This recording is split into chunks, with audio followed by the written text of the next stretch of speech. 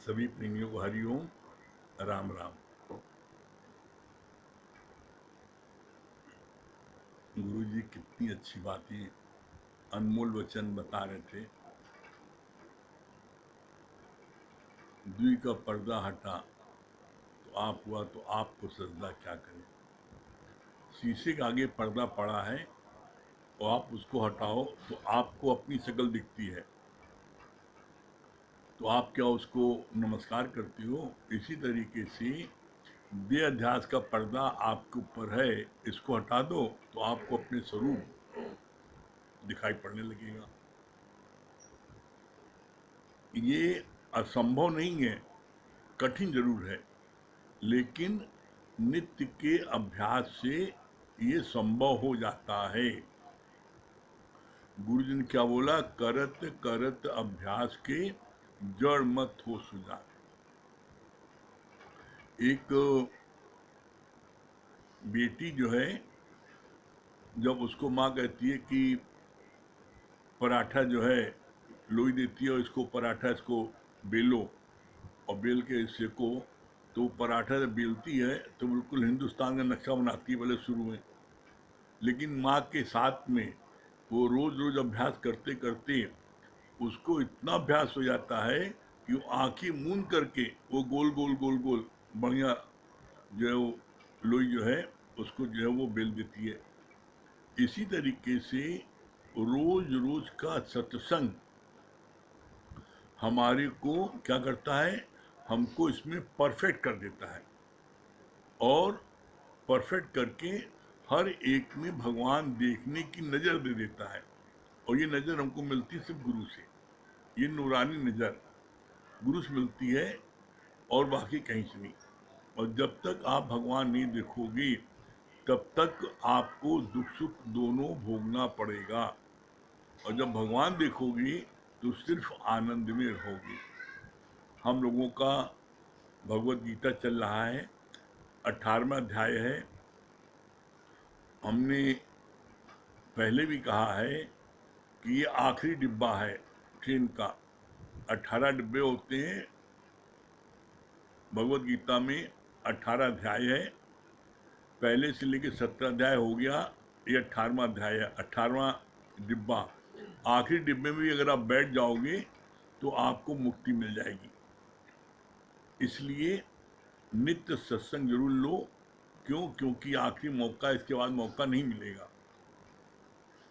हम लोगों का 18वें अध्याय का 29 से 32 श्लोक चल रहा है। कल क्या चला था? कल पढ़ा गया था, शूर्पणखा सुंदर रूप धरकर आई, पर राम लक्ष्मण ने उसे स्वीकार नहीं किया। वासना भी है तो राक्षसी, पर बड़ा सुंदर रूप धरकर तुम्हारे सामने आती है। पर जो इंद्रजीत है वो कभी भी इसमें फंसता नहीं है। कल यहाँ तक हुआ था। इसके आगे आज भगवान क्या बता रहे हैं? ब्रह्म ज्ञानी अपने सारे सुख लोक हित के लिए स्वाहा करके बैठता है। तुम अपना जीवन गुरु के लिए कुर्बान नहीं करती। क्या बोला? एक होता है अज्ञानी और एक होता है ब्रह्म ज्ञानी। जो ब्रह्म ज्ञानी है वो अपना पूरा जीवन सर्व के हित के लिए कुर्बान कर देता है। वो अपने सुख को कभी ध्यान नहीं रखता, सर्व के हित के लिए वो अपना जीवन देता है। और जो अज्ञानी है वो सिर्फ अपने सुख को ध्यान रखता है, बाकी दुनिया के किसी को क्या कष्ट है उससे कोई मतलब नहीं। लेकिन जो सर्व के लिए जीता है, भगवान ने बोला उसका ही जीना जीना है। और जो जीता है सिर्फ मैं और मेरे के लिए, तो उसका मरना भला है। और अगर मान लो आप मैं और मेरे के लिए जीते हो, तो कभी 2 मिनट बैठ के विचार करना कि तुम्हारे और पशु में क्या अंतर है। 84 लाख योनियों में पशु पक्षी तुम बने, और 84 लाख योनियों में हर योनि में पशु पक्षी कीट पतंगे सब अपने बाल बच्चों से प्यार करते हैं। तुम्हें मनुष्य जन्म मिला, बड़े भाग्य मानुष तन पावा। ये मनुष्य जन्म मिला है तो तुम मनुष्य जन्म में भी वही तुम सुअर सूर्या की तरह और जानवरों की तरह से मैं मेरे को प्यार करो, तो फिर तुम्हारे और मनुष्य में अंतर क्या है? मनुष्य का मतलब जानते हो क्या होता? भगवान ने बोला मन का ईश। तो मन के ईश हो, तो बोला कि मन के ईश जो होता है वो सर्व से प्यार करता है, और जो सर्व से प्यार करता है तो बोला भगवान ने क्या, वो धरती का भगवान है। कैसे? बोला जो अपने तन का, मन का, धन का, दूजों को जो दे दान, वो सच्चा इंसान, वो धरती का भगवान। और मैं मेरे के लिए तो जो है जानवर भी जीते हैं, तो उनसे तुम्हारी श्रेणी बहुत बहुत ऊंचा है, मनुष्य जन्म है। तो मनुष्य जन्म में आके अगर तुमने वही कर्म किया तो फिर ऐसा मनुष्य जन्म बिल्कुल बेकार है। फिर आगे बोला, कितनी अच्छी बात बोली भगवान ने, तुम अपना जीवन गुरु के लिए कुर्बान नहीं करते। गुरु के लिए तो अपना जीवन कुर्बान करोगे तो सार्थक है, गुरु तुमको मंजिल तक पहुंचाएगा, बाकी दुनिया की कोई ताकत तुमको मंजिल तक नहीं पहुंचा सकती। क्यों? क्योंकि मंजिल जानती नहीं वो पहुंचाएंगे क्या।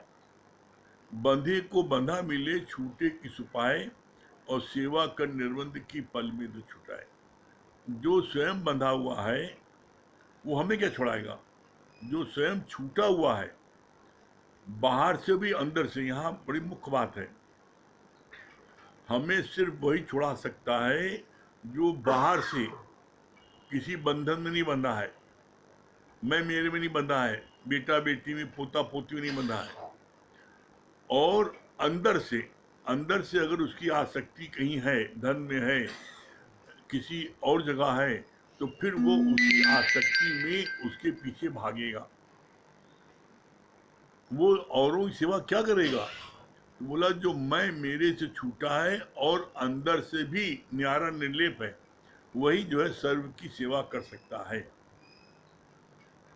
इसके लिए क्या बोला भगवान ने, ज्ञानी स्वयं भी निराधार होकर रहता है और किसी दूसरे को भी अपना आधार नहीं देता।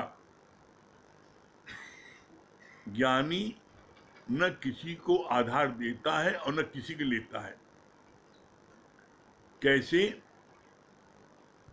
ज्ञानी जो है वो पहले एसी करंट होता है, तुमको एकदम चपका लेता है, इतना तुम्हें प्यार करेगा तुम बिना उसके नहीं रह सकते, और बाद में हो जाता है डीसी करंट, झटका मारेगा, जाओ भागो, जाके कार्य करो गुरु का, मेरे पास दिन भर क्यों रहते हो। तो गुरु जो है वो क्या है, वो चाहता है कि हर कोई अपने पैरों पर खड़ा हो। इसीलिए गुरु जी यहाँ पर अपने सामने सबको मौका देते हैं, तुम भी बताओ, तुम भी बताओ, तुम भी बताओ। क्यों? जब आप बताते हो तो आपका कॉन्फिडेंस लेवल बढ़ता है, और जब आप नहीं बताते हो तो आपको कॉन्फिडेंस धीरे धीरे बुझता जाता है। तो बताने से आपका हौसला बढ़ता है, और इसीलिए गुरु, दुनिया में कोई सत्संग, दुनिया में कोई गुरु आप समान नहीं बनाते। आया नहीं, 4 प्रकार के गुरु हैं, चंदन गुरु है, दीपक गुरु है, पारस गुरु हैं और भिरंगी गुरु हैं। तो चंदन गुरु जो है वो क्या है, वो सर्व उनके अंदर लपटे रहते हैं, उनको सर्व को ठंडक देते हैं, लेकिन सर्व का जहर नहीं निकालते। दीपक गुरु जो है वो जहाँ जलता है दीपक तो चारों तरफ प्रकाश छा जाता है, लेकिन दीपक तरह अंधेला। पता लगा उनके आश्रम दुनिया के सब सब कुकर्म हो रहे हैं, लेकिन शिक्षा बहुत ऊंची दे रहे हैं। पारस गुरु क्या है? पारस लोहे को छूता है सोना बन जाता है, लेकिन पारस पारस नहीं बनाता। लेकिन भृंगी गुरु जो हमारा है वो करे आप समान। भृंगी गुरु क्या करता है, वो गोबर में से एक भोंदू कीड़ा होता है जमीन में रेंगता है, उसको उठा के लाता है और मट्टी के घरौंदे में बंद करके गेट पर खुद बैठ जाता है, और भू भू भू, जब भू करता है तो उसकी आवाज़ सुन के भागने की कोशिश करता है, लेकिन भाग नहीं पाता। क्यों? क्यों गेट पर बैठा है। तो उसकी आवाज़ सुनते सुनते सुनते उसके भी पंख निकल आते हैं, और फिर वो भोंदू कीड़े को भिरंगी कीड़ा अपने साथ में उड़ा के ले जाता है। तो यहाँ कहते हैं गुरु करे आप समान। दुनिया में कोई भी सत्संग, दुनिया में कोई गुरु ऐसा नहीं है जो आप समान करें। और यहाँ पर गुरु आप समान करता है। प्रमला भगवान ने आप समान 1 दर्जन किए, गीता भगवान ने 10 लोगों को आप समान किया, जो आज कार्य पूरे हिंदुस्तान में इस कार्य को कर रहे हैं। प्रमला भगवान ने किए जो आज पूरे हिंदुस्तान में इस कार्य को लोग कर रहे हैं।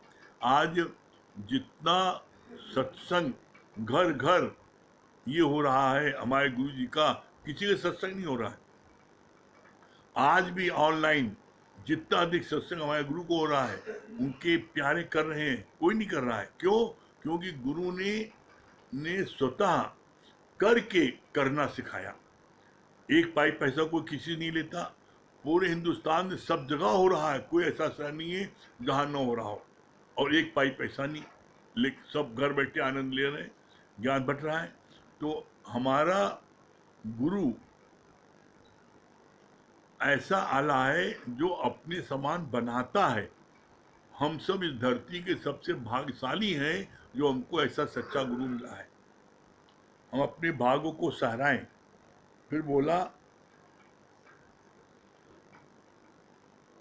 आधार लेना भी पाप है, आधार देना भी पाप है। जब आप किसी को आधार दोगे तो वो हमेशा अपंग रहेगा, वो कभी अपनी बलबूता नहीं कर सकता। इसलिए गुरु जो है उसको अपने पैरों पर खड़ा करता है और चलना सिखाता है। आगे क्या बता रहे हैं? कर्तव्य जलती आग है, इस आग से जट भाग रे। वो वृक्ष कैसे हो हरा, आग जिसमें लग रही। अपने स्वरूप को जानने से सारे तीर्थ हो जाते हैं, सारे धर्म पूरे हो जाते हैं। कितनी सुंदर बात बोली है।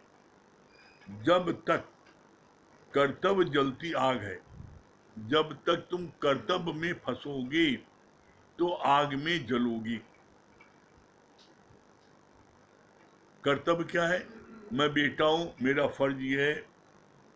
मैं पिता हूं, मेरा फर्ज ये है, मेरा कर्तव्य ये है। तो कर्तव्य फंसोगे तो कर्तव्य में तुमको फिर दुखी मिलेगा। क्यों? क्योंकि जब तक तुम किसी का कुछ कर रहे हो तब तक तुम सिर्फ उसके प्यारे हो, और जिस दिन तुमने करना बंद कर दिया तुम उसके दुश्मन हो जाओगे। आज तक पूरे विश्व में किसी ने तुम्हारे को, परिवार के किसी सदस्य ने तुमको सर्टिफिकेट दिया है तुम बहुत अच्छे हो? तो बोला यहां पर कर्तव्य जो है, कर्तव्य एक है। क्या है? फर्ज एक है। क्या फर्ज है? फंसो राम में, जवानी में। जब तुम राम में फंसोगे तो सर्व के कल्याण के लिए कार्य करो, मैं मेरे के लिए नहीं फंसो। क्यों?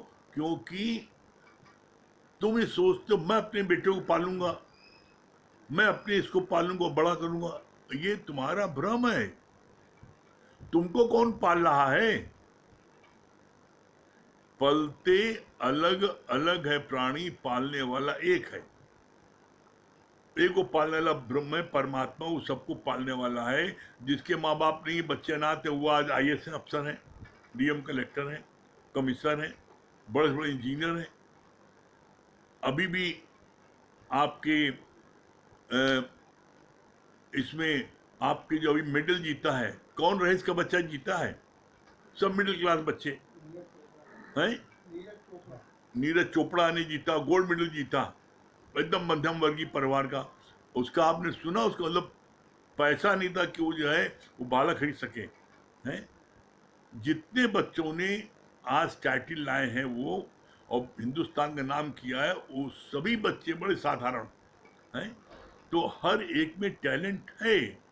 आप अपने टैलेंट को कौन प्रकट करता है, इसकी बात है। तो आज गवर्नमेंट इतनी सुविधा दे रही है और खिलाड़ियों को इतना प्रोत्साहन, इतना इनको इतना धन दौलत दे रही है कि एक आज उसका एक अलग से आकर्षण हो गया है। हम तो इतना अच्छा लग रहा है हमको कि खिलाड़ियों को इतना अभी ये लोग जीते, नीरज चोपड़ा जीते, तो इनके लिए क्या हुआ? इनके लिए हरियाणा गवर्नमेंट ने 6 करोड़ रुपया इमीडिएट का इनकम देंगे, और क्लास 1 नौकरी देंगे, प्लाट देंगे, और इसके साथ साथ कितनी संस्थाओं ने और उनको बोला, जो कि 12, 14, 15 करोड़ अभी उसको मिल चुका है। तो अब ये क्या है, एक कैरियर बेसिस हो गया है। एक अब कोई व्यक्ति भी इस कार्य को खेलने में आता है तो उसको एज ए कैरियर मान के चलता है? हम लोगों के जमाने में हम लोग जीतते थे, हैं? स्टेट चैंपियन जीती तो एक कप मिल गया, क्लास 3 की नौकरी मिल गई। चाहे कोई टाइटल जीत के आओ, क्लास 3 से ज्यादा नौकरी नहीं मिलती थी पहले किसी को। आप कोई टाइटल जीत के आओ, आपको क्लास 3 या क्लास 2 मैक्सिमम मिल जाएगी, इससे ज्यादा नहीं मिलती थी। कोई अवार्ड नहीं मिलता था रुपए पैसे का, बस कप शील्ड मिल गया, ये हो गया। आज क्या है, आज जो भी जीत के आता है उसको करोड़ों रुपए मिलता है। तो एक एक क्या है, एक आकर्षण हो गया है ना हर एक खिलाड़ी के लिए कि हुआ कि नहीं, हमारे से कैरियर बन सकता है। और गवर्नमेंट ने इस बात को देखा कि बिना इसके दिए नहीं काम चलेगा, और गवर्नमेंट ने प्रोत्साहन दिया, इक्विपमेंट दिया, फैसिलिटीज दी, और उनको जो है फर्स्ट क्लास 1 ने नौकरी दी, इनाम दिया। आज जो है, आज कितनी मेडल जीत के आ रहे हैं, और आगे आने वाले समय में इससे दुगनी चौगनी मेडल जीत के आएंगे सब। क्यों?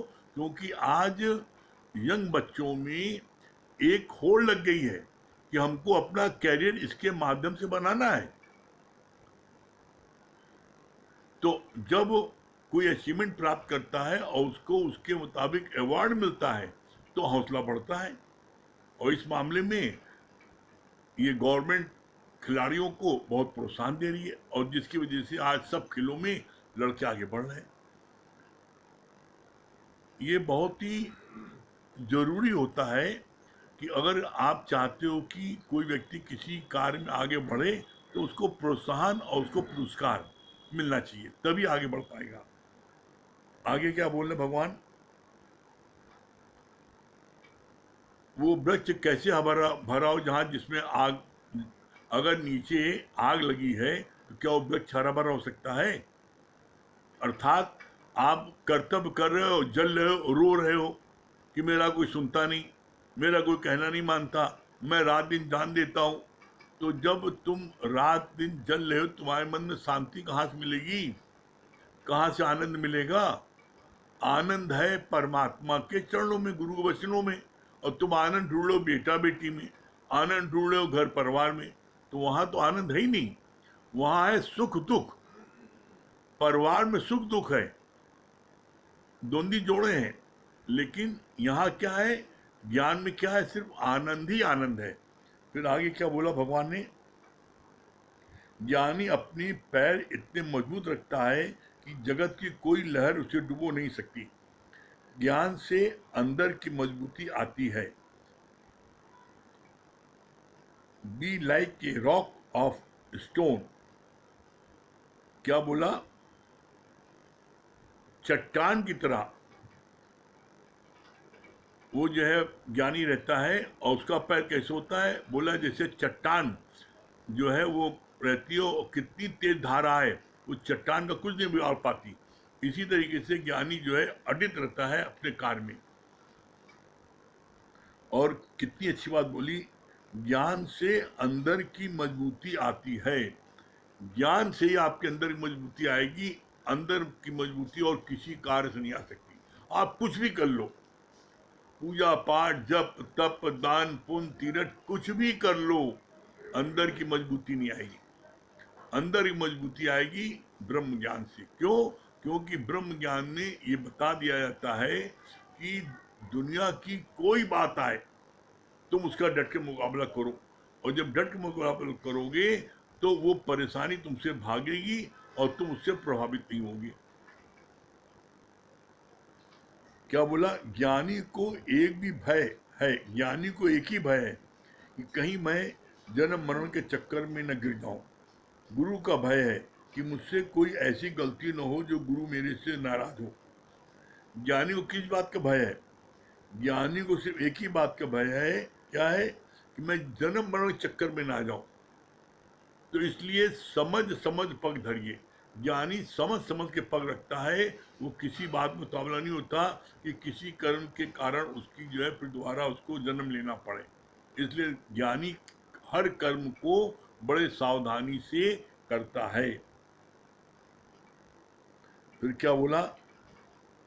और इस बात का ध्यान रखता है, ज्ञानी हमेशा इस बात ध्यान रखता है कि कोई कर्म से ऐसा ना हो जिससे गुरु मुझसे रूठ जाए। कहा भगवान रूठेगा तो एक बार गुरु बना के दे देगा, लेकिन गुरु रूठे तो कहीं नहीं ठौर है। गुरु के रूठने में कहीं ठौर नहीं है। इसलिए हम कभी भी कोई ऐसा कार्य न करें जिससे गुरु रूठ जाए। फिर बोला, ज्ञानी किसी से छुट्टी लेता नहीं, और न ज्ञानी किसी से छुट्टी लेता नहीं, पर सबको छुट्टी देकर बैठा है। तुम किसी प्रकार की आसक्ति से ही जगत के गुलाम बनते हो। अंदर की भी स्वतंत्रता हो और बाहर से भी तुम छूटे हुए हो, तभी किसी को उद्धार कर सकते हो। कितनी बढ़िया बोली है। ज्ञानी किसी से छुट्टी लेता नहीं, पर सबको छुट्टी देकर बैठा है। मतलब ज्ञानी जो है ना, किसी का आधार, किसी के भरोसे नहीं। ज्ञानी सबको छुट्टी देकर बैठा है, हम सब कर देंगे, हमारे, तुम चिंता नहीं करो, सब हो जाएगा। ज्ञानी किसी को भी किसी छुट्टी लेता नहीं, सब छुट्टी दे देता है, जाओ चिंता नहीं करो, हम बैठे हैं, हम संभालेंगे। तो ऐसे में क्यों? क्योंकि उसने अपनी डोरी निराकार को दे रखी है। तुम कार्य के बोझ से बड़े टेंशन में आ जाते हो। बोला कि कभी भी कार्य करो, खूब करो, लेकिन कभी नहीं सोचो मैं कर रहा हूं। अरे परमात्मा करा रहा है, परमात्मा की शक्ति से हो रहा है। जब परमात्मा की शक्ति से हो रहा है ऐसा सोचोगे तो कभी भी तुमको थकान नहीं आएगी। और जब तुम सोचोगे मैंने इतना कार्य किया, तो आपको थकान आ जाएगी, और उसी थकान से फिर क्या है, आप परेशान हो जाते हो। फिर क्या बोला भगवान ने?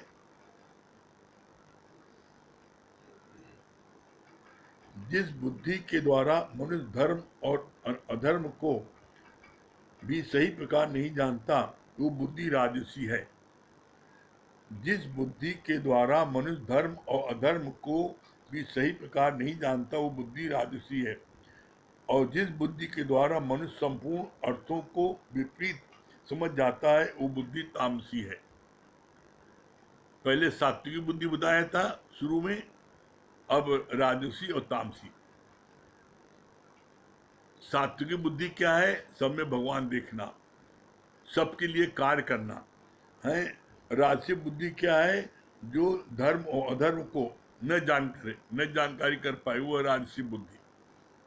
और तीसरा क्या है? बोला है तामसी बुद्धि, जो संपूर्ण अर्थों में मनुष्य विपरीत समझ जाता है, संपूर्ण अर्थों को विपरीत समझ जाता है, वो बुद्धि तामसी है। जो कोई बात समझी नहीं, कोई बात भी गुरु बता रहे उसने समझे, अपनी बुद्धि चलाए, वो है तामसी बुद्धि।